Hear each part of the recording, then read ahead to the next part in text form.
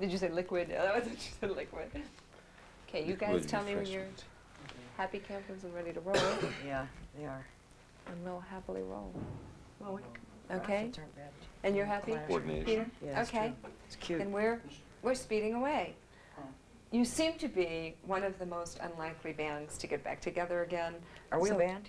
That's why we did it. Oh. What were the circumstances that brought the Jefferson Airplane back together? Well, I just wanted to make Paul really uncomfortable. And Jack Cassidy, who's our bass player, called out and said, look, don't tell Paul, but Jack and Jorma and Paul were all playing together acoustically. And he said, we're going to play the Fillmore in San Francisco. It's in the middle of the set. Don't tell anybody you're coming. Just walk on the stage. Jorma and I will start playing White Rabbit, just see what Paul does. So Paul still doesn't understand the joke, and I don't either. It's gotten way out of hand. Way out of hand. It's definitely more than a joke now, right? Yes. The new well, I don't know. I wouldn't go that far. Yeah, really. It's a big joke. The new album is called Jefferson Airplane. Odd. And you had, yes, I know. I don't know how you came up with it. But you had many titles that you were battering around, some that needed to be battered, right? Can you tell us about some of those? No. We just had hundreds of titles and nobody liked any of them together, which we frequently do. Well, also, if you have hundreds of titles, you get sick of looking at them. We had two or three legal-sized single-space pieces of paper on the walls in the recording studio, and it was just, that's a man throwing out, it's all right. Cut, edit, hold on. I think it's It's a toilet. Is that what it is? Yeah, it's kind of a nifty toilet, isn't it? It's a really loud toilet. Industrial toilet. Get it while we can. Roll. Anyway, Yes. there's a bunch of stuff up on the walls in the studio, and it had dumb name after dumb name after dumb. Finally, none of them look good if you have that many names. It's got to overkill. So if Well, some of them look good to everybody. I mean, but none of them looked good to everybody, if you know what I mean. What? I mean, everybody liked some of them, but there was no unilateral decision on anything. And we can't avoid Jefferson Airplane, so we called it that. It made sense. And in the interest of simplicity, too. We've never had an album called Jefferson Airplane, so we figured, well, it's about time. What was it like when you got back into the studio together again? Chaos. It was chaos. It's kind of different. Well, there's a certain series of events that ordinarily take place when you make a record. If it's a rock and roll band, you get together and practice. So there was me and Paul practicing for about a week and a half. Then there was a drummer, and then kind of nobody else really until we got to the studio. So it's like, I don't know, and people just showed up and sort of did whatever they needed to do on arbitrary kind of ways. You know, nothing has changed. It wasn't exactly like that, but it's always been kind of like that, you know, whenever we make records. Mel Brooks had an allusion to how they made the Jewish Star in a record many years ago called The 2,000-Year-Old Man, where he said like 6 guys got together in a big room with points, and they all ran together into the center of the room. In a cloud of dust and Hardy High of Silver, there was a Jewish Star. And we make records similarly. Or we seem to be shackled with that particular We haven't process. come up with something quite as good as a Jewish Star yet, but we're still bashing at each other, working on it.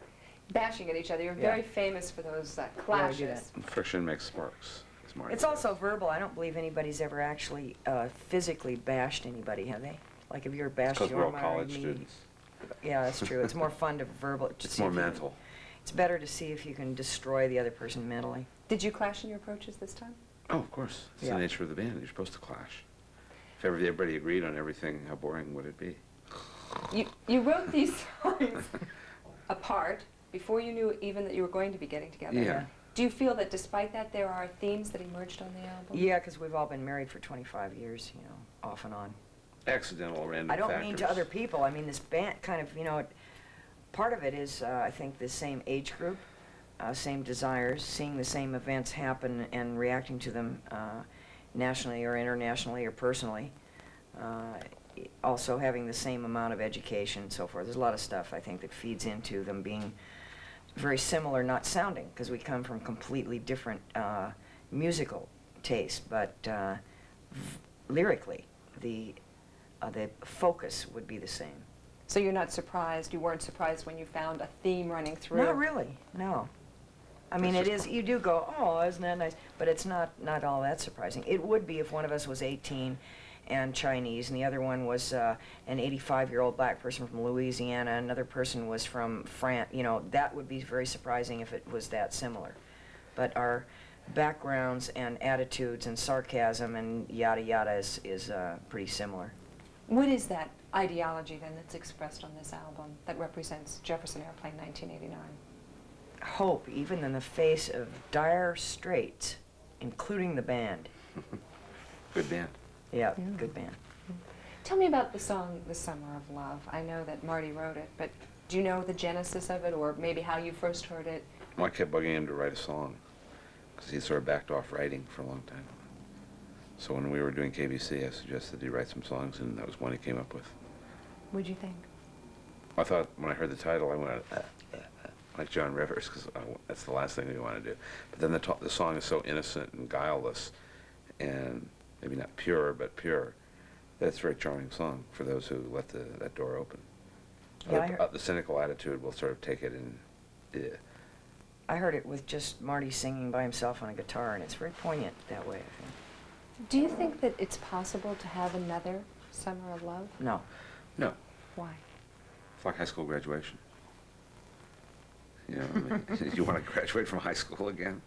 No, it's a good time. You learned a lot, and then you go on.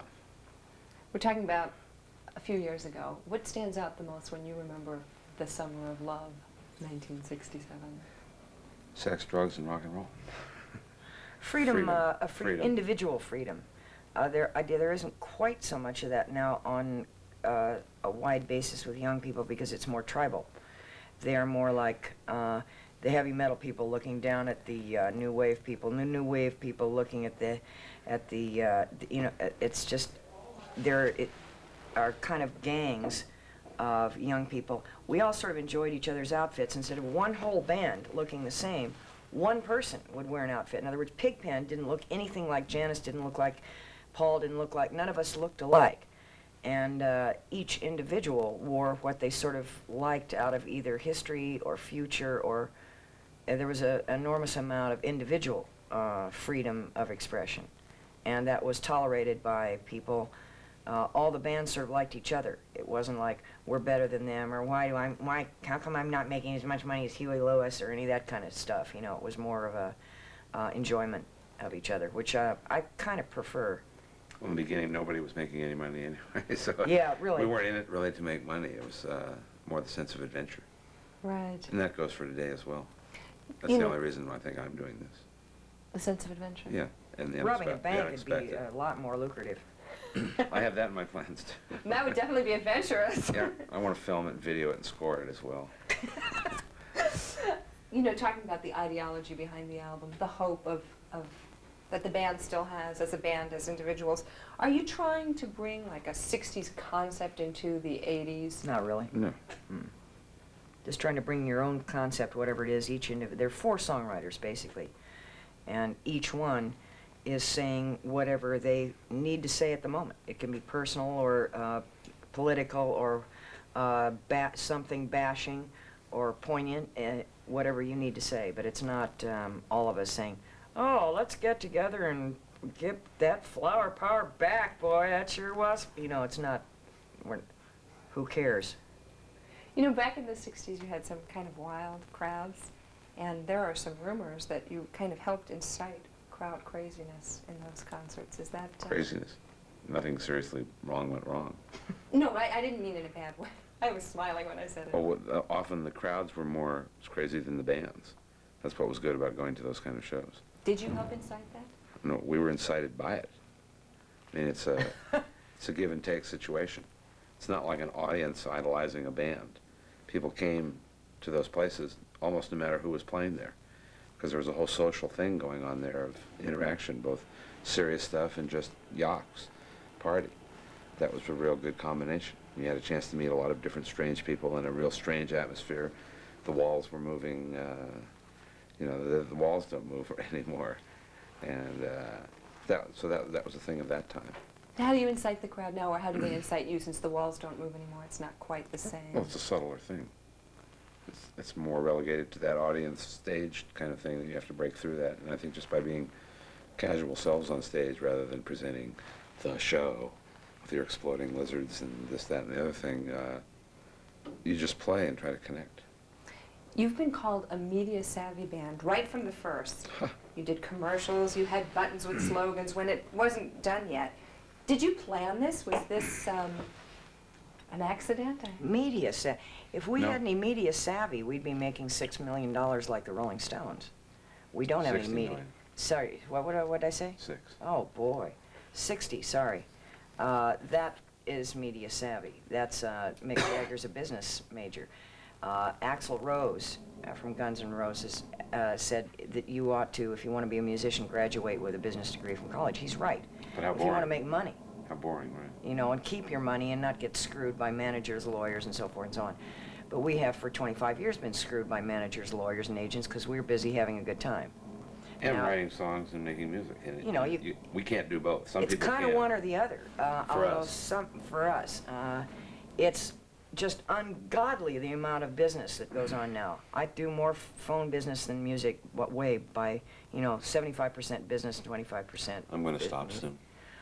Yeah, I know, really. I'm It's going to go off and play my God. guitar for a while. I was going to say, that's kind of frustrating. Well, it's just boring. Yeah, that too. Something you have to get done, but not too much. On that topic of, media savvy, Abby Hoffman spoke out against the band way back because you did a commercial for Levi White Denims while they were striking and one We of the told him to go plants. fuck himself. Did you? Yeah, and he admired us ever since. Well, that's great. That's great. We You got said- him to go to the White House with Grace, even. You what? Yeah, Grace got invited to the White House at one point because she had gone to school briefly with Tricia Nixon at Finch College in New York, so she was on the whatever you call those lists. Alumni list. And they But sent her the name is Grace Wing on the list, so they didn't know who they were So- sending it to. This was at the height of the 60s, or 69 or 68 or something, maybe 72, I don't know when. So I took acid in my pocket, and Abby and I were going to dose Richard. But they took a look at me and didn't like the way I looked. Probably because I had on a net top that you could see through and no bra, and they probably thought that doesn't look quite right. They went back over to the security thing, and I said, I've got an invitation. And they came back and said, yeah, but you're a security risk. They're right. Because if I'd gotten in there, the guy would have been seeing walls melting and stuff. It's okay, it didn't matter because he melted his own walls in about 5 years after that anyway. Now, we were both good friends with Abby That's for amazing. a long time. I even hid him out for a while. Really? Yeah. Not hit him out, hid, H-I-D. When he was on the run. He held a birthday party for China, our daughter, when she was about 7 or 6 or something like that, where he was like a clown and greeted all the kids at the door. These mothers are dropping their kids off, and there's a national fugitive greeting their children at the door in a clown's outfit. And he entertained them all afternoon, and they were sad to see him leave. There's a guy with media savvy. Yeah, Definitely. not quite enough. Well, toward the end there, he got a little depressed, but I think he knew what he was doing. Yeah. Why do you think the group became so huge in the 60s? Because there's only 10 groups in the 60s playing anyway. Like nowadays, the groups have a much tougher time. There may be 200 groups around this country that are very interesting and we'll never hear about them. Because there's just zillions of kids in rock and roll bands. Or it's And, oversaturated. it's hard on them because they, a million of them all look the same with the same spiky hair. You can't tell one from the other. They sound the same. And if there weren't so many of them, it might be interesting, or they might get signed. But it's just almost impossible. I would think that the kids who do make it on some level are just amazingly gratified because they're up against big odds as far as the numbers of people in the business.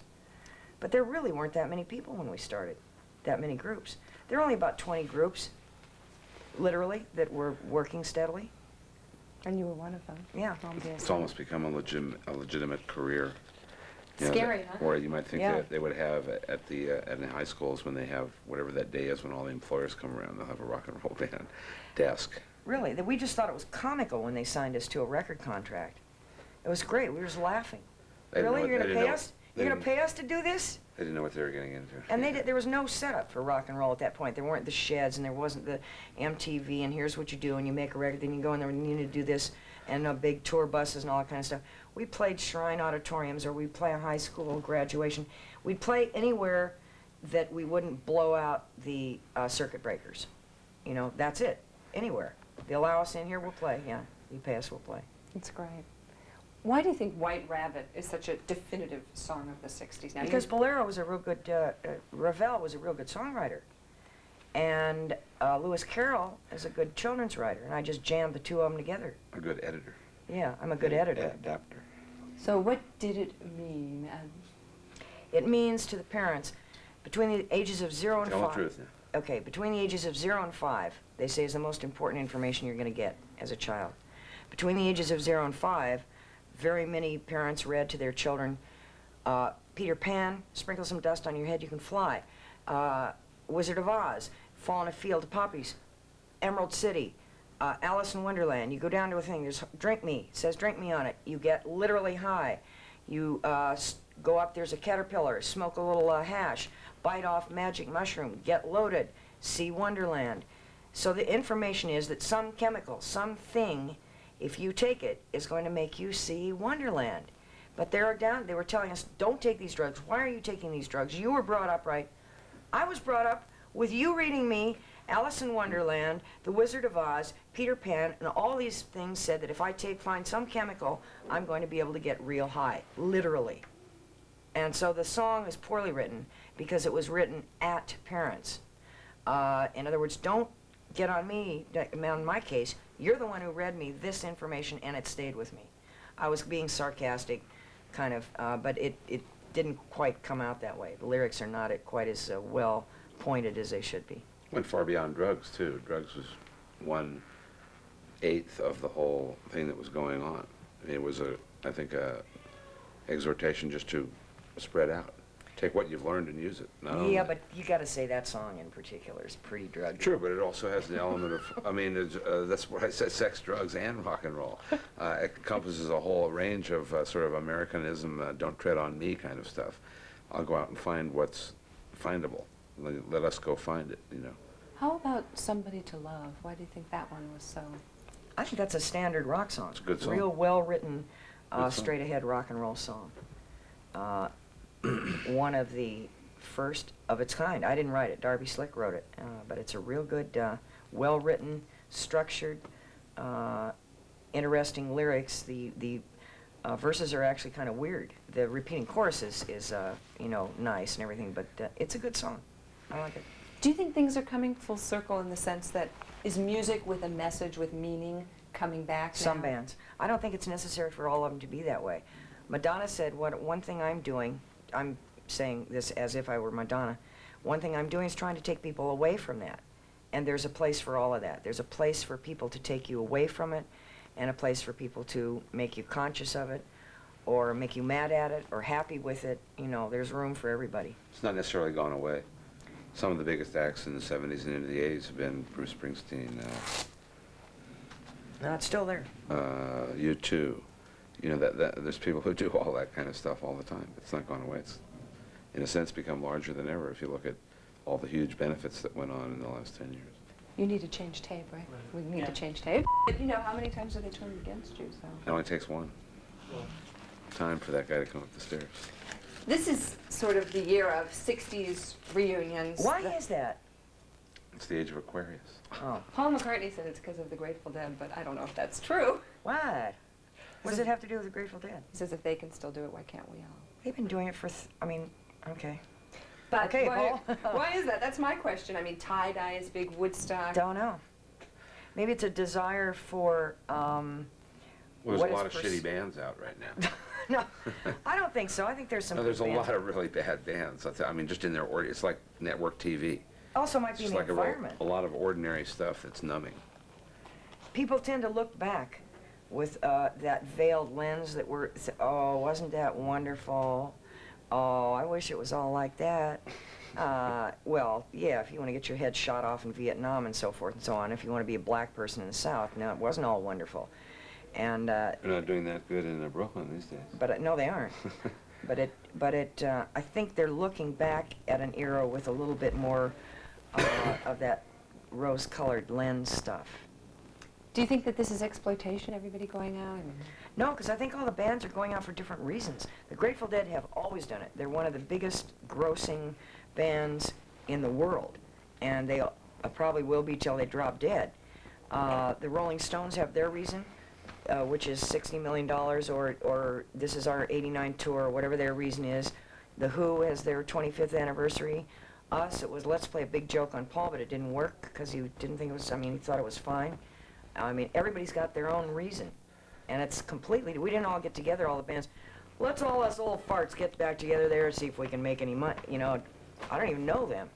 So I don't know why it all happened at once. Will this tour and album, do you think, be a one-shot, or are we going to really have Jefferson Airplane now for a while? Well, we all do other things. So Yeah, everybody's got different stuff. hopefully we'll do both. We can manage it and don't have to deal with business too much. Good luck. What are your goals as a group? As a group, Oh, there isn't as a group.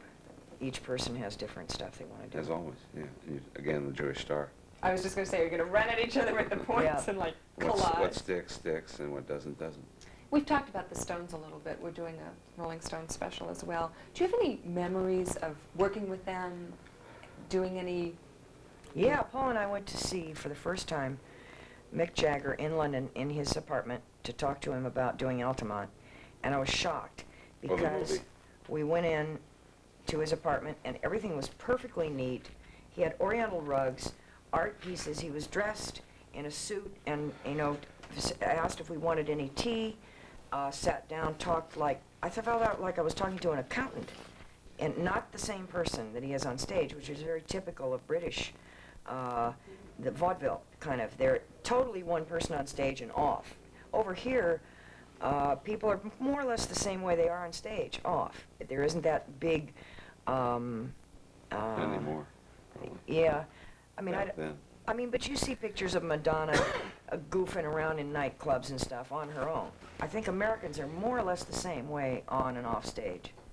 But boy, I was amazed by Mick Jagger being just Mr. Businessman, you know, and then this lunatic on stage. So I don't know if that's very interesting. That's the first thing that came to my mind when you asked me, so you got it. How about you, Paul? Do you No, know? that's the only time we ever met.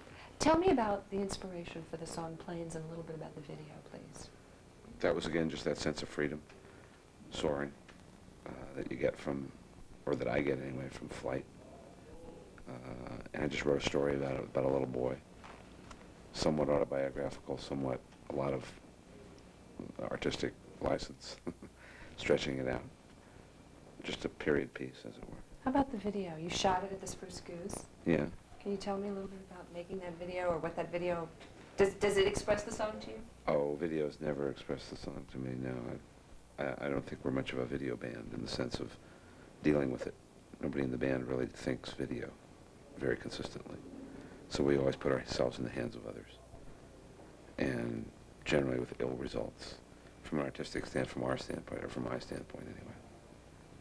We talked a little bit about the Summer of Love. In '67, Sgt. Pepper's, Pet Sounds, The Doors, and Surrealistic Pillows were the landmark albums. What did that album do for the Jefferson Airplane and for the San Francisco sound in general? I don't know. It amused us that we were able to, as I said before, sign to a regular record company. People who had signed Perry Como, and, you know, it's like, these people are actually going to pay us to do this. It was interesting and exciting in that you were actually paid to do something that was that much fun and that free. You know, I always thought that if you got paid, you really had to work your butt off, which in a sense is true.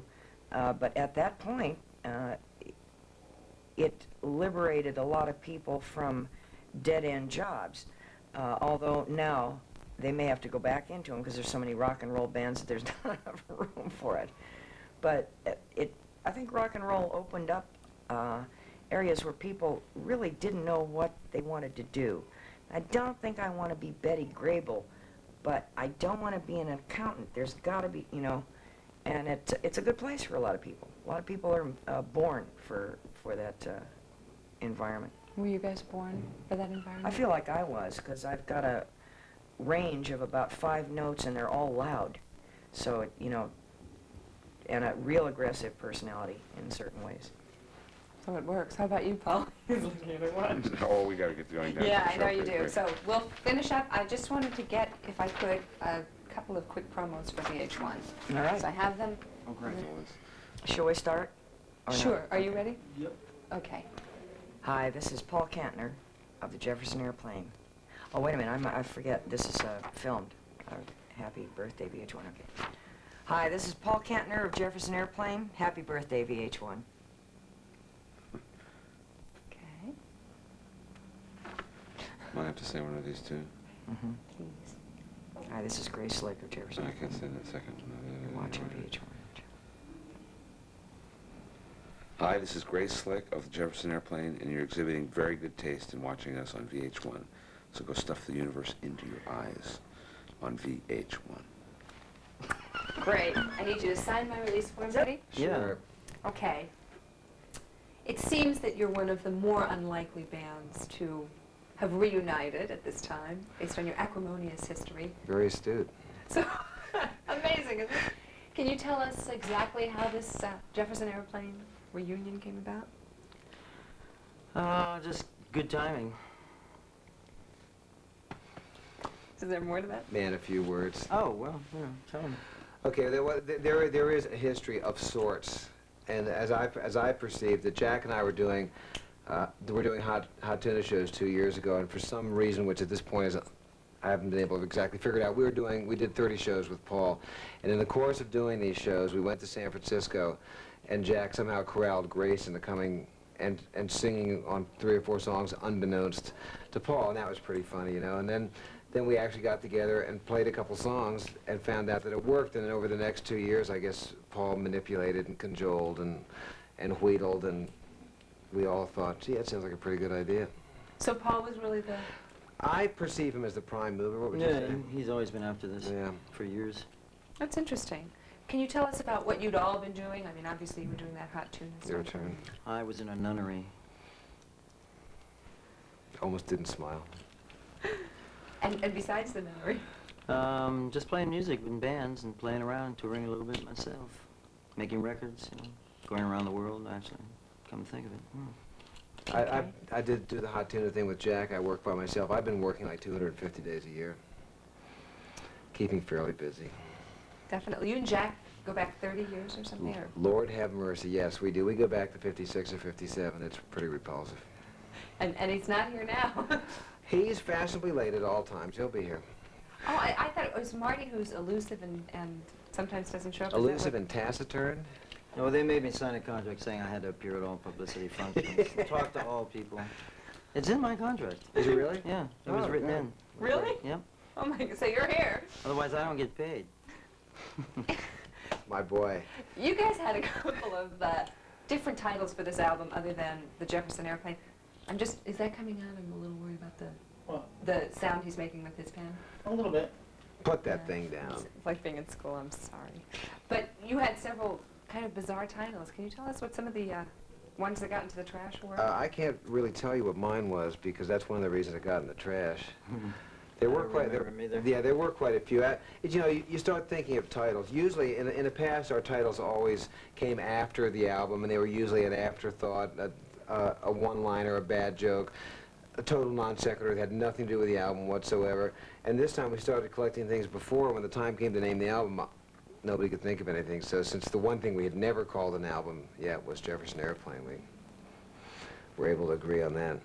Did you feel when you got back in the studio like this is magic again? I mean, what was the feeling all showing up together?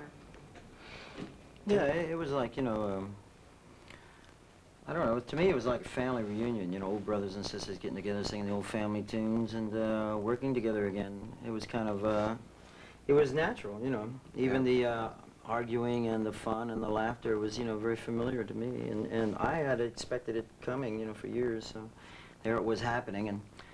And yeah, déjà vu. I, on the other hand, could have been knocked over with a feather, but it really, Marty's right, it really was really pleasant and pretty easy, and it was neat. How about those famous clashes that this band is known for? Did those We had a lot of them. And just like, you know, any other band, you get through that and then you start playing music and all that stuff fades away. Is that part of what makes the music work? I think it's like a marriage. You have to let it out. Otherwise, it sits inside and becomes real dangerous. You know? And everybody in a band, since every band I've ever been in, you allow the other guy to blow his top and curse you out and come down on you. And that's That's part of being in a band, actually, to let the other guy vent his... my one rule was that anybody can quit, you know, and that's the highest form of venting your anger. That's true. You know, and that's that's just something part of a band. And then after that's out, you usually start making love again, and you know. Where did all the songs come from? You wrote all these songs before you knew you were going to be the Jefferson Airplane, right? Yeah. So, what were they for? Where were they coming from? It's what we do. We write songs. Yeah. And every now and then you get lucky and you can put it on a record. Right. And they all fit together. These are songs we picked to go together on the record, and the record company liked a lot. And Jefferson, the producer, you know, picked each of these songs too. He had a lot of say on it. Was there any competition? Like, I want 5 of mine, and I want 3 of mine, and there's somebody using the bathroom? We never really had too much of that. I never felt that anyway. Even in the old days, I'm not a prolific songwriter, but I always got my songs on the album. And yeah, if it's a good song, it works. Yeah. That's what counts. So, were there any disagreements about what's a good song? I mean, sometimes that... Only on Paul's stuff. He has so many songs that we have to eliminate some, you know, because he takes up, you know, 3/4 of the album. Or the rest shorten 1 or 2 of them down. Thank God for CD. Oh, he's the prolific one then? Yeah, he writes a lot of stuff, and his songs are enormous, you know. Each one is like a magnum opus, you know. Yeah, really. The fact that you wrote separately, and yet it seems that there were some themes on the album when you came together, would that be a fair statement?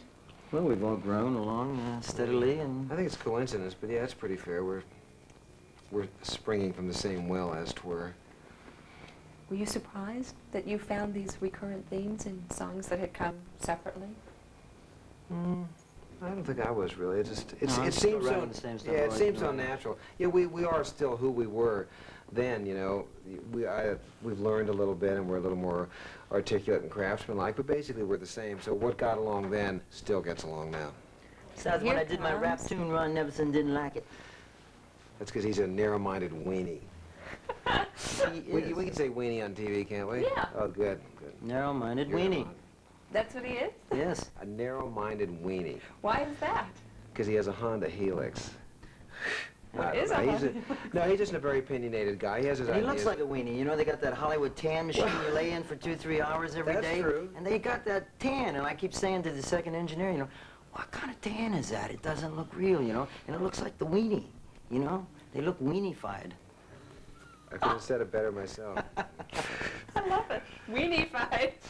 You know, Could be a look. Could be a look, you know. some of these songs Those are... things in the room, they actually lay on it. Some of the songs seem to have a political point of view. Sure. Can you tell me a little bit about the political edge of this Jefferson Airplane album? Oh, I can always talk about mine. I tend to write about situations and things. And one of mine, I guess, could be construed as being political, but it's not really. It's just about whatever I felt about the world at the time I wrote it. Paul is overtly political, as I'm sure he already told you, and has quite a lot to say on the subject. Certainly like the Nicaraguan, right? Well, The N-word. yeah, right, the N-word. Marty, your songs, you've been really known for writing incredible love songs. And The Summer of Love seems like a love song to the era. Mm-hmm. Can you tell me the genesis of that one? It was 87. People were calling me up to do an interview for the Summer of Love, and I didn't want to talk to anybody about that, you know, and be a comment in somebody's article. So I was hanging up the phone while I was rehearsing one day. The phone rang, and it was People magazine. I went, no, I don't want to talk about the Summer of Love. And I went, Summer of Love. And I just started playing, and I'm not kidding you, about 7 minutes later, the song was done. It was like me interviewing myself suddenly, you know. I thought, yeah, I'll say something about the Summer of Love, but, you know, kind of a positive, broad statement to myself. And it just came right out. And actually, when I was writing it, I actually heard Grace singing it on with me, you know, and then in the studio when she was doing it, it was like really a deja vu moment for me, you know. And sometimes I write songs since I've been out of the group, you know, and I hear the group playing the song as I'm writing it, you know, in my head.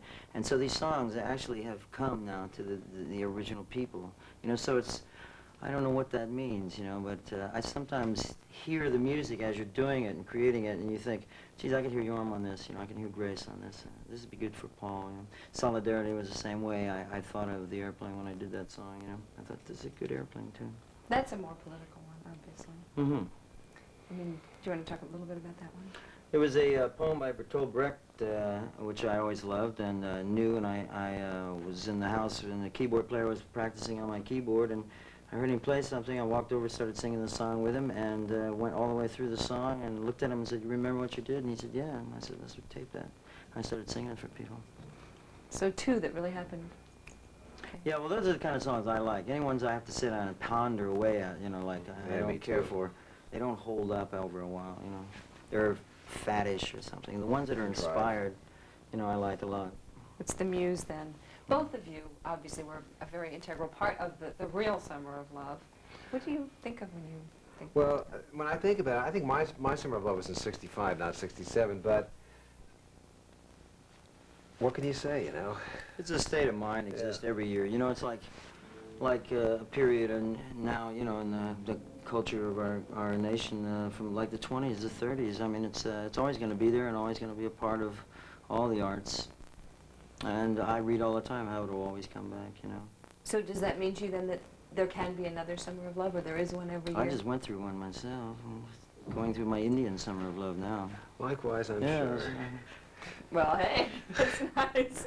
Are you trying to bring sort of 60s concepts and feelings into the 80s music? I think they're timeless concepts, really. Yeah. I was talking to somebody from Love is timeless. Yeah. And this Norwegian press was doing a thing today, and they're perceiving a state of mind that existed in the 60s for definitely. I mean, that's a fact, but it's not something that's boundaried by that period of time, you know, that things are different now and in a lot of ways, but I think a lot of the concepts still work. I look at Tiananmen Square when the Johnnies took over. They were, you know, to me, I was so moved like most people, but I thought this reminds me a lot of the early 60s, you know, and I started reading Time and Newsweek, and they were mentioning that, how it reminded them of it, and I thought, oh, I'm not the only one to think that, you know. So I noticed those ideals, you know, even though they were squashed, they pop up all the time, and they're popping up more and more all the time now because we're entering the last age of, you know, this century, and it's either get it together in the next decade or forget it, kids, you know. Now or never. And everybody says that, whether it's music, art, writing, TV. I mean, we're all talking about everything that's happening. I mean, you are political, I am political. Even if we don't vote, it's, you know, you cannot ignore what's going down anywhere. Talking about what's going down anywhere, how about what's going down here? How are people responding to this tour? Fantastic. Yeah, they've been great. Sold out everywhere without a record. We leave them, you know, just like it always was. It's great. It's like the warm reception has been amazing. Yeah, I mean, have been great. I have really been surprised. And the dearth of people, you know, from our age to the young kids to the people who heard about it or remembered it or wants to see what it was about. Yeah, the crowds are really heterogeneous. They're just all kinds of people. And when I play by myself, I usually play bars, and you have to be 21, so you know that you're going to get somebody who's no less than 21, at least in mentality. And when you're doing shows where you're playing concert halls, places like this, or schools and things like that, you don't have to be. So then you get a chance to see who really is interested in singing. There's a lot of different people. A lot of kids? Oh, yeah. And, of course, a lot of my relatives, too. And Paul's pushing to get free gigs happening, you know, once in a while. But one of the things we used to do in the early days, which I used to love, was we'd play a town, and we'd announce, tomorrow we're going to play in your park, come all. And they'd bring their kids and families and picnics, and it'd be the best concert, you know, and it's free. And we started that free concert trip, you know, in those days, and everybody started following free it. insurance and litigation. Right, So. you know, it was an innocent time, but Paul's trying to get some free gigs going for us, and that would be kind of nice. You're playing, sorry, because we're not the ones I know. doing the edit. So, you know, if it was us doing it, we'd go, well, we know he was playing that thing. Yeah. But it's somebody else going, why What's didn't you that tell him to stop noise? that? Right. Now, I know what I was going to ask you about. The Fillmore, you're okay, yes. The Fillmore West, you're playing 3 gigs next week at the Fillmore West, correct? I heard that At last least night. 3. They might add 2 more, I heard. We're recording the first 3 dates. Yeah. They might add 2 more. Without a break? I think there'll be a 1-day break. Oh, good. Is that like I need 1-day break.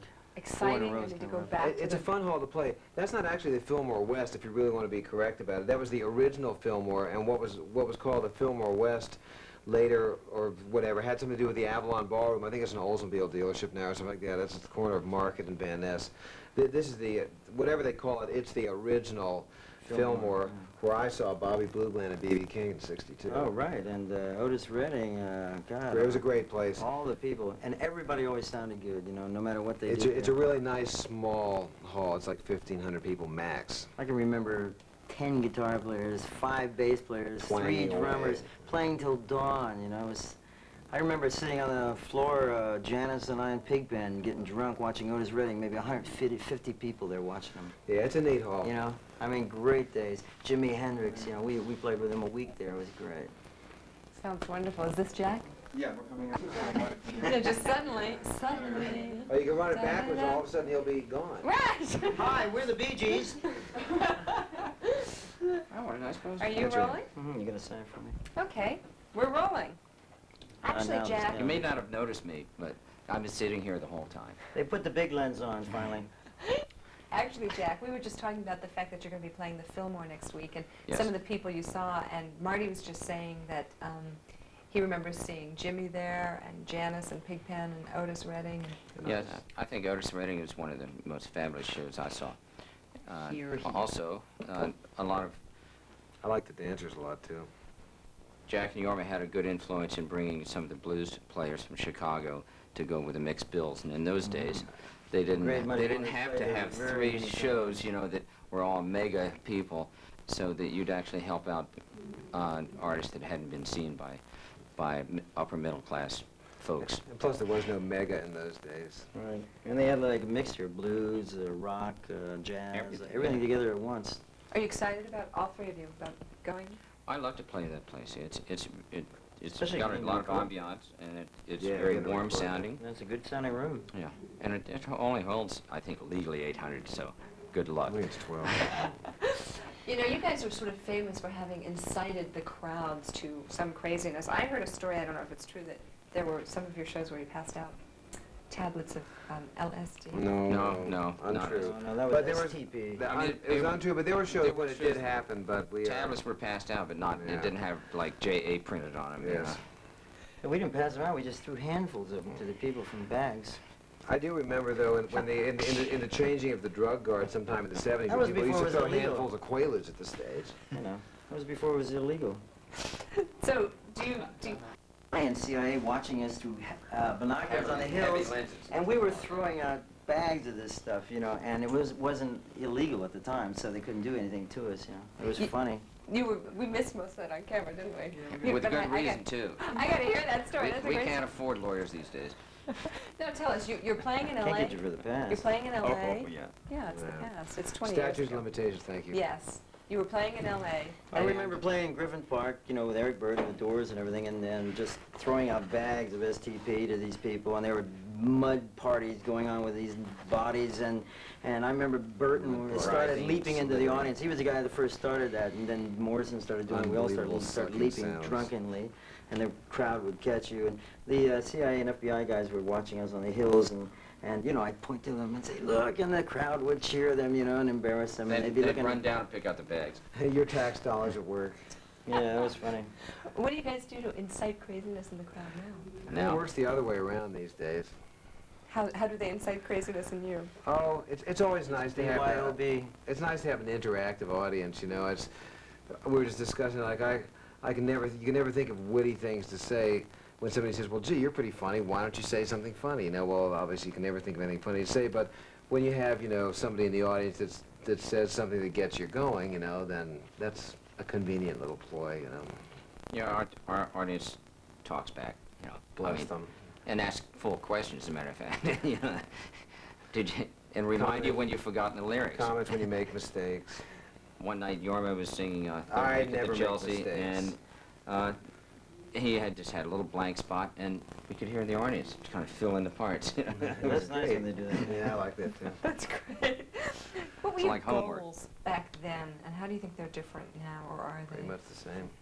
I always wanted to play well and be a good musician, and enjoy myself. But back then, also, you were a kid, not too far out of college or high school, and you, as anybody knows, your goals are a little less defined. We I haven't don't- filed for Medicare yet. I don't think anybody really thought that it would be the profession and that it is now, being a rock something or other, whatever it is. How like a god Being you a are. rock. And then there wasn't, you know, the Rolling Stone book on A to Z of getting your Rock managers and getting all of this stuff together. Things just developed and happened, and I'm sure all of our Hopefully parents it'll be asked us something when we were going to later. get a real job one of these days. And are they still asking? Well, it all depends when you call them up for money or not. Yeah, they love it.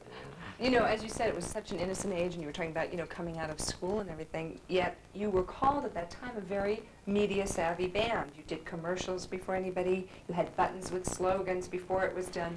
Was this planned? Well, you know, we did commercials one time for Levi's, and at that time there was some big political element with Levi, with not paying their people properly and all this, and there was a strike against it, and then all the commercials we did were so tasteless that they never ran any. I heard a You know, couple. They ran. you know, They ran. them in only in areas like San Francisco. Yeah, but they we didn't got run 'em paid in a South. massive sum of And the crowd $2,000. wanted to hear the white duck commercial or whatever it was. That's We got right. $2,000 for all That those was funny. commercials. But I think as We far went as into a commercials studio, go, they you were- know, and we just went, you do this, you do that, you know. We made it up on the spot, and we were laughing. You know, we were insane out of our minds at the time. We I thought it was these some of things- the best recording we'd ever done, actually. Yeah.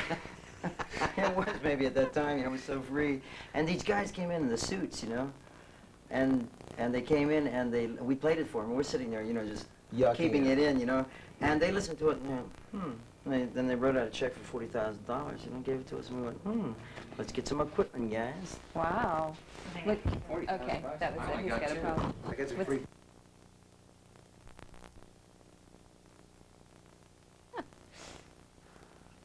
Well, that goes back to high school or before. You bet. Junior high. Yeah, Yes. at least. As a Along with, matter of fact, that's where I went and met him in high school in 1956 or something like that. we already went through that. It's repulsive. Yes. Do you feel like it's repulsive that you've been friends for so long? It's disgusting. It's Really. really. I mean, everybody else breaks up far sooner than that, you know. This commercial, this white Levi's commercial, Abby Hoffman then criticized the band for doing the commercial. Yeah, the narrow-minded swine. Although I noticed he wrote a book later on. How did you react? I think we said the narrow-minded swine or something like that. I mean, the most Pete Townsend called media-savvy Woodstock person of them for us. all. How could he, you know? Hey, I'm speechless. Why do you think you became such big megastars in the 60s? Because we're fantastic. What made you so fantastic? Because we're way ahead of our time. What can we say, you know? We were the forefront, moving ahead, doing what we wanted. And, you know, everybody was getting a band, doing what they wanted to do and getting away from, you know, following the pattern of Producers. all that stuff that was going on. When we started, there wasn't even a place to play. We had to build our own nightclub. The Matrix. The Matrix. You Yes, both- it was on Fillmore near Lombard. I put a few hammers, nails. Yeah, they actually, Your thumb.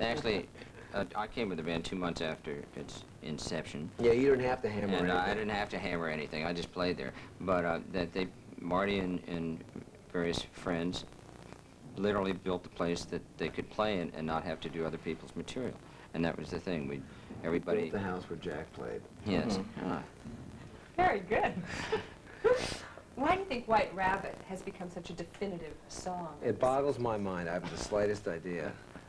It's sort of the melody is sort of mnemonic, you know. But other than that, and the thing I really like about it is all the different interpretations that people put on it. And I have the foggiest idea. I really don't. If Grace tells you, let me know. I'd like to know. Jack has a great bass line in it, that's for sure. Thank God for Bolero and my classical studies. Yeah, that was pre-Bo Derek too, wasn't it? Yes. How about Somebody to Love? Why do you think that one was? That's a good rock song. It's a good rock song, yeah. So that's just.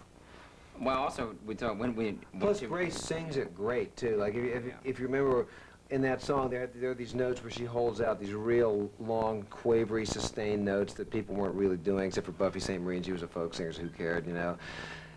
She really sang her. And Can we say ass on the show? She really sang her ass off in that one. And when we started rehearsing that song, we found out it was a little more complicated than just a plain old rock Yeah, that song, was too. pretty funny. I almost had to call my friends that have kids in garage bands to find out how the changes went to it, because each one's a little bit different. Do you think things are coming back full circle with music in terms of music with meaning coming back, music that talks about something? I always thought it had meaning. Yeah, I think there's always music with meaning. I think the full circle is that people are now buying records again that have meaning. That's interesting. Do we need drugs to have the total? No. No, you don't. Yeah, there was music before drugs, I guess. Or I maybe think not. so. Was there? I Yes. don't know. Who can remember that far? Nah, you don't need drugs. Many 60s groups are on tour this year. We've On got drugs this year. What do you get to say? no on There's tour. some ladies groups too. You said it. Woodstock anniversary Putting show. words in our mouth. Tie-dye is big again. It's a growth industry. What do you think it all means? This resurgence of. It means they're really bored with whatever's been going on, I guess. I mean, if you go to a high school or something, we see a whole lot of kids wearing tie-dyes, and you say, God, geez, I threw all that stuff out 10 years ago. You know, I should have saved it and sold it at the flea market or something like that. Yeah, obviously, it evokes something in their collective memory, you know, that tweaks their libido or something. I don't know. I think also the video programs and the CDs coming up with material that wouldn't come out now as popular material. The young kids will investigate good movies or they'll investigate good music, and they'll find it if it's available, anywhere if it's available. And Especially now, if their parents don't like it, of course. well, that's a kind of funny thing too. Now that 20 years have gone by, the 10-year period was the kids would not like the music because their parents liked it. Now there's another 10 years added, and they don't really care. You know, it's kind of strange. It's kind of strange. Do you think there's exploitation by anybody, the bands, the media, of this 60s? No, nah. I think they try. I don't think it's a lot of the stuff's not readily exploitable. Like, for example, I live in Woodstock. I refuse to answer You know, that question on the grounds of making. And in Woodstock, you know, they've been trying to exploit the Woodstock consciousness for years, but it just doesn't work. You know, you can sell T-shirts or something like that, but other than that, what can you do with it? Mercifully, each Woodstock Reprise concert has been an abysmal failure, and I kind of take a lot of pleasure in this myself. You're not supposed to say the W word. Oh, the W word, right, the W word. Woodstock. Is this tour and album going to be a one-shot deal, or can we expect more from the Jefferson Airplane? We'll find out probably tonight. It's up to the record company, I would think, you know. We Yeah. really have little to say about it. You know. One would like to think there's going to be more. I think it's up to you guys. No, it's up Well, to then the record there's- company, dog. Okay, well, in that case, there's going to be more. They're going to triple the budget next time. We're going to have more control in the studio, definitely. How about your goals as a group, now that you are a group again? Kick butt on that stage and leave that audience screaming for more. That's the Hear, only hear. rule we have. Hear, Give those hear. people their money's worth. And I think if we're in the studio again, that we will have played a lot and together as a band, and there'll be a little less production here and there. Although there's always grumping about when you finish an album. In general, I think the albums are Also, a great no album. weenies allowed, you know. Oh, I was just going to Yes. ask you if you were going to have another weenie No produce your album. weenies allowed. We already found out that Ron Nevison's Oh. a weenie.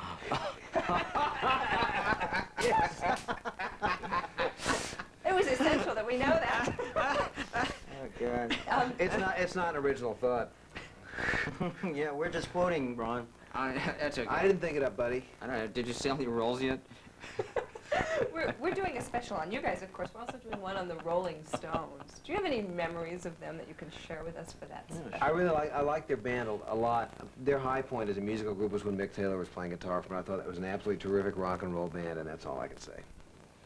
Oh, I disagree with that. Well, all right, so be I it. got Keith, Ron Wood, and the whole... Ron Wood's a bass player, for goodness sakes. Charlie Watts is a badass. He is a drummer, badass, you but he's know, not a guitar player. And the songs they write are fantastic, you know. I sometimes go on a Sunday or something and, you know, have a Beatles or Stones day. I play all my Stones albums. I just get in a mood, you know, and it's great. And that's, I'm sure when you go to the concert, you get that same thing. It's like... Marty playing all puts your on his records. devil outfit with a red cape, you know, marches around. Sympathy for the devil. Oh, I They've don't know, written get a a few million chicks great and get in the songs. big tub and say, I'm Mick, I'm Mick. Chocolate-flavored love bomb. But can you move your feet that fast? Oh, I thought it was the lips. No, they move slow. On that note, I want to On say that thank you note. for being with us, and we have, yay, a couple of quick promos, please. Sure. Glad they wrote him out. Oh, I've seen these. Hi. Right. Hi, this Like is Captain Marty Marty. Ballin and the Yeah, yeah. Marty, Jefferson can we lose the pen just till the promos are... Hi, this is Marty Ballin and the Jefferson Airplane. Happy birthday, VH1. Oh, I'm not supposed to read it, right? You're supposed to, we're going to And you say, might as oh, wait, well. wait. You might as well, and, you know, do it for real. Oh, here's a good one, here's a good one.